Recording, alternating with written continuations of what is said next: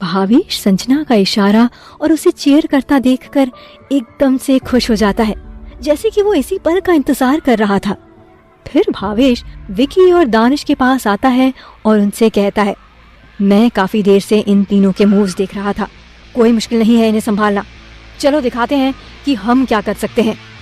भावेश का जोश वापस आ चुका था। मैच फिर शुरू होता है। जिक्स भावेश के सामने से बॉल ले जाने की कोशिश करता है और जैसे ही वो फिर उसी स्टाइल में भावेश के पैर के नीचे से बॉल निकालने की कोशिश करता है, भावेश तुरंत बैक फ्लिप मारकर बॉल को अपने हाथ में ले लेता है। सब भावेश का ये स्टाइल देखकर दंग रह जाते हैं। किसी को समझ नहीं आता कि भावेश ने अचानक से क्या किया। सब हैरत के साथ एक दूसरे को देखते हैं। भावेश के स्कूल के स्टूडेंट्स और तेज भावेश के लिए चीयर करते हैं। भावेश भावेश। भावेश फिर उसी तरह बॉल को अपने हाथ में घुमाता है जैसे जिक्स घुमा रहा था और फिर मुस्कुराता है। जिक्स बॉल लेने के लिए भावेश की ओर भागता है और पीछे से उमंग भावेश को घेरता है। तभी भावेश तिरछी आंखों से उमंग पर नजर रखता है और सामने तो उसे पता ही है कि क्या हो रहा है। वो तुरंत ही बॉल को नीचे बाउंस करा के उमंग को वैसे ही चकमा देता है जैसे उमंग अब तक सबको देता आ रहा था। भावेश बॉल को बाउंस करते करते ऐसे दिखावा करता है कि जैसे बॉल उसके हाथ से छूट गई हो और बॉल दूसरी ओर जाने लगती है। पर तभी भावेश एक हाथ मारकर बॉल को इस तरह स्पिन करता है कि वो नीचे बाउंस करके उमंग की दूसरी डायरेक्शन में जाती है और भावेश पहले से ही वहां मुड़ चुका था। कोच राठौर भावेश का ये मूव देखकर बहुत एक्साइटेड हो जाते हैं। उमंग को भावेश ने बेवकूफ बना दिया और भावेश फिर बॉल लेकर बास्केट की ओर बढ़ने लगता है। हाफ कोर्ट से ही बास्केटबॉल बास्केट में डालने की तैयारी करता है और तुरंत ही जिग्स ये समझ जाता है। जैसे ही भावेश बॉल को ऊपर हवा में उछाल देता है, जिग्स एक लंबी सी छलांग लगाता है, पर बॉल उसके पास पहुंची ही नहीं है क्योंकि भावेश ने बॉल को उतनी ही ऊंचाई दी थी जिससे वो जिग्स के नीचे से निकल जाए। और सच में ऐसा ही होता है। जिग्स की लंबाई का फायदा उठाकर भावेश ने उसके नीचे से बॉल निकाल दी। बॉल सीधा बास्केट में जाती है और ये पहला स्कोर भावेश की टीम को मिलता है। भावेश की टीम में देखकर बहुत खुश होती है और सब झूम कर भावेश को गले लगा लेते हैं। जिग्स एकदम हैरान रह जाता है। फिर भावेश जिग्स के पास जाता है और कहता है, तुम जब दोनों पैर की ताकत लगाकर छलांग मारते हो तो तुम्हारी छलांग 10.6 फीट की होती है। मैंने तुम्हारे दोनों पैरों के मूव्स पढ़ लिए थे और उसी के हिसाब से मैंने बॉल को तुम्हारे नीचे से निकाल दिया। जिग्स ये सुनकर दंग रह जाता है। उसे समझ नहीं आता कि भावेश ने कैसे इतने अच्छे से उसे पढ़ लिया। फिर भावेश उमंग को इशारा करके उसे उकसाने की कोशिश करता है।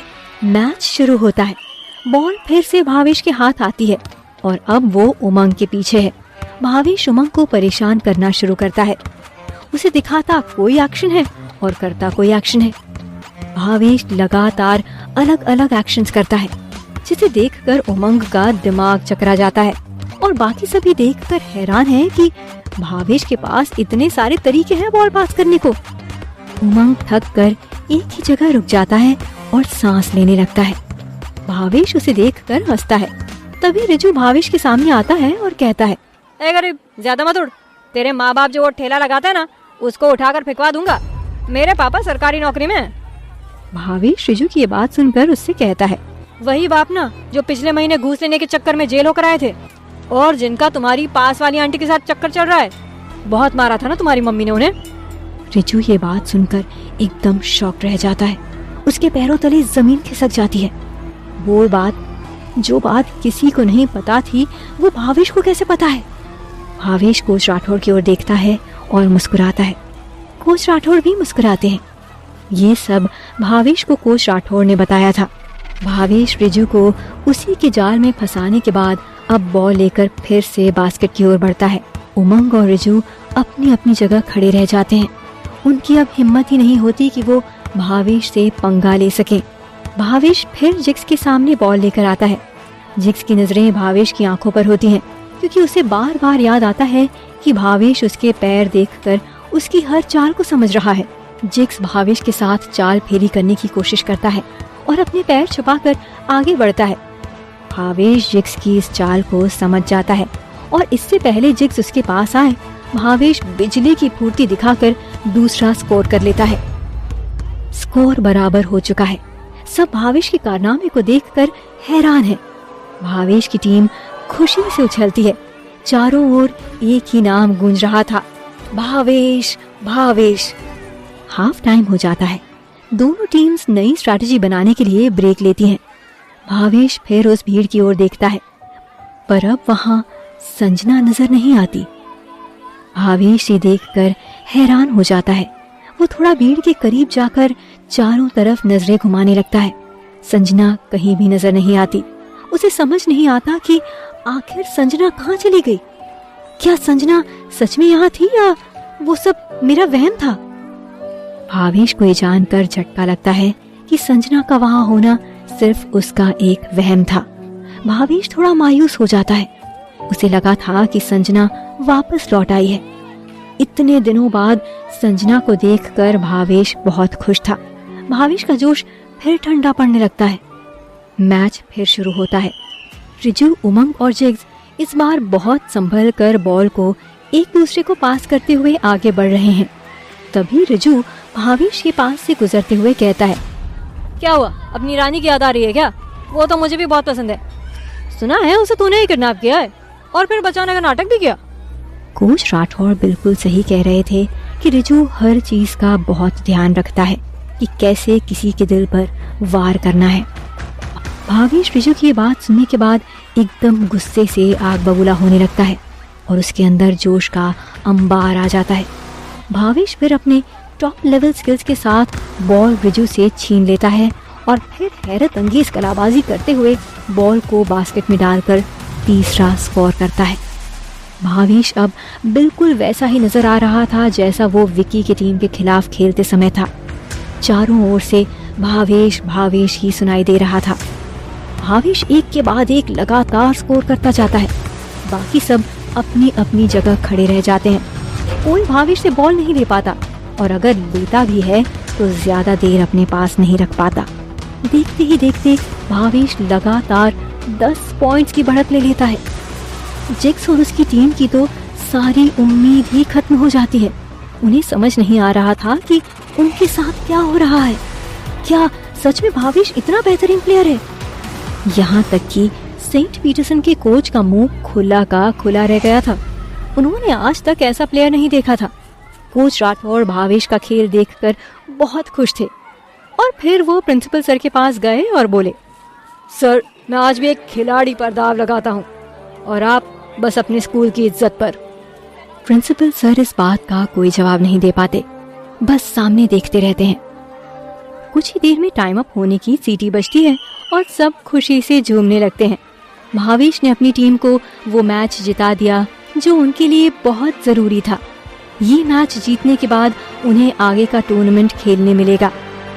सेंट पीटरसन की टीम सर झुकाकर वहां से जाने लगती है। भावेश तभी बीच कोर्ट में रिजू का कॉलर पकड़कर उसे जोर का मुक्का मार देता है और रिजू नीचे गिर जाता है। तभी दोनों टीम्स के कोच आकर उन्हें रोकते हैं।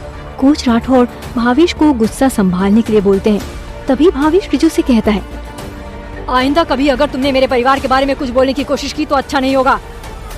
और फिर भावेश गुस्से से वहां से निकल जाता है। ऐसा लग रहा था कि भावेश अपना गुस्सा काफी देर से रोक कर रखा हुआ था और जैसे ही मैच खत्म हुआ उसने अपना सारा गुस्सा रिजू पर निकाल दिया। रिजू बेहोश हो जाता है। सब उसे तुरंत हॉस्पिटल ले जाते हैं।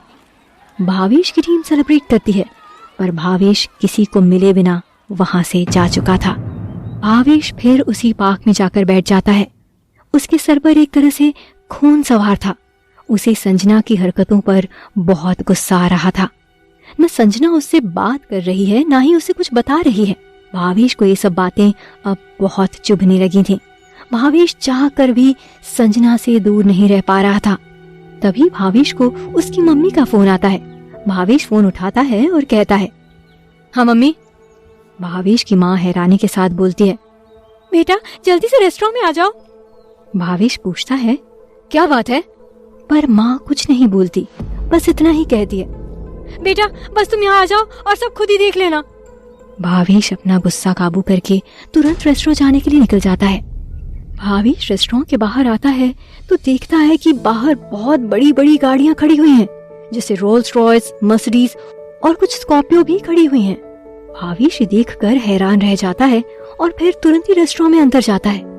अंदर उसके माता पिता बहुत खुश नजर आ रहे हैं और वहाँ काफी सारे लोग खड़े हैं जिन्होंने कोट पैंट पहना हुआ है और वो दिखने में काफी बड़े बिजनेसमैन लग रहे हैं। तभी उन सभी के बीच से एक बहुत ही सुंदर सी लड़की निकलकर सामने आती है। उसने पिंक कलर की लंबी सी ड्रेस पहनी हुई है और वो भी दिखने में कोई बड़ी बिजनेस वुमेन टाइप लग रही है। वो लड़की भावेश के पास जाती है और अपना हाथ आगे बढ़ाकर कहती है, मिस्टर भावेश, मैं अंजना मोदी, मैं होटल रॉयल के ओनर की बेटी हूँ। भावेश सुनकर दंग रह जाता है और तुरंत ही अपना हाथ आगे बढ़ाता है और अंजना से हाथ मिलाता है। तभी भावेश की माँ खुशी से कहती है, बेटा भावेश, ये तुम्हारे लिए एक बढ़िया सा ऑफर लेकर आई है। फिर अंजना मुस्कुराते हुए कहती है, मिस्टर भावेश, मेरी बेस्ट फ्रेंड सोफिया, जिसकी तुमने इतनी मदद की, वो तुम्हारी बहुत तारीफ कर रही थी। मैं भी काफी महीने से निशु के लिए परेशान थी। वो बच्ची मुझे बहुत पसंद है, उसका मैं बहुत ख्याल रखती हूँ। बस एक चीज में उसका ख्याल नहीं रख पा रही थी, वो था खाना।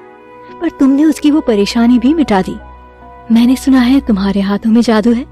तुम ऐसा खाना बनाते हो जो इंसान का सिर्फ दिल नहीं जीतता, उसे जोश से भी भर देता है और उसकी कुछ बीमारियों को भी दूर कर देता है। भावेश बस हैरानी से अंजना को देखता रहता है। अंजना अपनी बात को आगे बढ़ाती है, भावेश, तुम्हें पता है, इस तरह का खाना पूरी दुनिया में बहुत ही कम लोग बना पाते हैं और तुम उनमें से एक हो। You are very special. इसलिए आज मैं तुम्हें अपने होटल में शेफ की जॉब ऑफर देने आई हूँ। मैं चाहती हूँ कि जो काम तुम यहाँ कर रहे हो वही तुम हमारे होटल में भी करो। हमारे पास भी तुम्हारे जैसे 2 शेफ्स हैं जो बिल्कुल तुम्हारी तरह औषधि वाला खाना बनाते हैं। उन्हें हम ग्रैंड मास्टर शेफ कहते हैं। तुम चाहो तो तुम भी वो मुकाम पा सकते हो। भावेश सारी बातें बहुत शांति से सुनता है और फिर अंजना से कहता है, मुझे इस काबिल समझने के लिए आपका बहुत बहुत शुक्रिया। पर मैं आपको एक बात बता दूं कि मैं नौकरी करने में बिल्कुल भी दिलचस्पी नहीं रखता। मैं जो करता हूँ उसमें खुश हूँ। मुझे होटल रॉयल का शेफ या ग्रैंड मास्टर शेफ बनने का कोई शौक नहीं है। अंजना ये सुनकर मुस्कुराती है, ठीक है, तुम जैसे चाहो, पर क्या मैं आज तुम्हारे हाथ का कुछ बना हुआ खा सकती हूँ? भावेश भी मुस्कुराकर कहता है, हमारे रेस्टोरेंट में कोई भी नाराज नहीं जाता और आप भी नहीं जाएंगी। आप कुछ देर इंतजार कीजिए, मैं अभी आपके लिए बढ़िया से बढ़िया डिश बनाकर लाता हूँ। भावेश किचन की ओर जाने लगता है। तभी अंजना उसे रोककर कहती है, भावेश, क्या मैं तुम्हारे साथ किचन में चल सकती हूँ? चिंता मत करो, मैं नहीं देखूंगी कि तुम खाना कैसे बनाते हो या तुम्हारा राज क्या है। भावेश मुस्कुराता है और हाँ कह देता है। अंजना भावेश के साथ किचन में चली जाती है। भावेश के माता पिता थोड़े निराश हैं क्योंकि भावेश ने इतनी बड़ी नौकरी का ऑफर ठुकरा दिया।